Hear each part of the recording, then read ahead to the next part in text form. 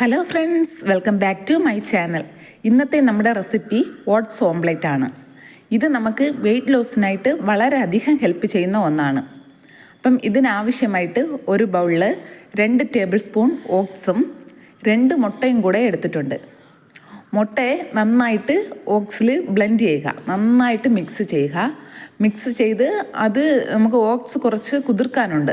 അപ്പം ഈ മുട്ടയിൽ തന്നെ ഓട്സ് കുതിർന്ന് കിട്ടും. അപ്പം നന്നായിട്ട് മിക്സ് ചെയ്ത് ഒരു 3-4 മിനിറ്റ് അത് കുതിർക്കാൻ വയ്ക്കുക. ആ സമയം കൊണ്ട് നമുക്ക് കുറച്ചുകൂടി ഇൻഗ്രീഡിയൻസ് ആവശ്യമുണ്ട്.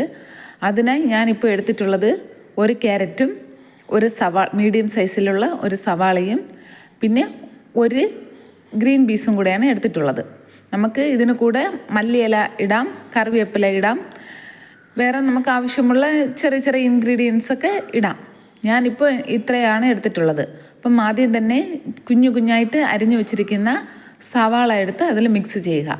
ഇത് നമുക്ക് കുഞ്ഞു കുഞ്ഞായിട്ട് അരിയാൻ പാടാണെങ്കിൽ ചോപ്പറിൽ വെച്ച് നമുക്ക് ഇങ്ങനെ ഗ്രേറ്റ് ചെയ്തെടുത്താലും മതി.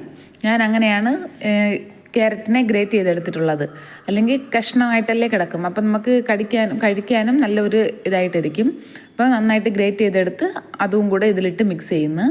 പിന്നെ 1 ഗ്രീൻ പീസ് അതും അരിഞ്ഞു വെച്ചിരിക്കുന്ന അതിൽ കൂടെ ഇട്ട് മിക്സ് ചെയ്തതിന് ശേഷം ഇതിലേക്ക് ആവശ്യത്തിന് ഉപ്പ് കൂടെ ഇടണം. അത് ഉപ്പും കൂടെ ഇട്ട് നന്നായിട്ട് മിക്സ് ചെയ്ത് വയ്ക്കുക. ഇത് ഞാൻ 2-3 ദിവസം കൊണ്ട് ഇത് കഴിക്കുന്നതാണ്. ഇത് എനിക്ക് നല്ല അധികം റിസൾട്ട് കിട്ടിയ അതിന് ശേഷമാണ് ഞാൻ നിങ്ങളോട് ഇത് ഷെയർ ചെയ്യുന്നത്. ഞാനിപ്പം 2-3 കിലോ വെയിറ്റ് വരെ ഈ ഒരു ഓട്സ് ഓംലെറ്റ് ഇത് ലഞ്ചിനെ എടുത്ത് കഴിച്ചതിന് ശേഷം നല്ല മാറ്റമുണ്ട്. അപ്പം നിങ്ങളും മസ്റ്റായിട്ട് ട്രൈ ചെയ്ത് നോക്കുക. നന്നായിട്ട് വെയിറ്റ് കുറയുന്നുണ്ട്.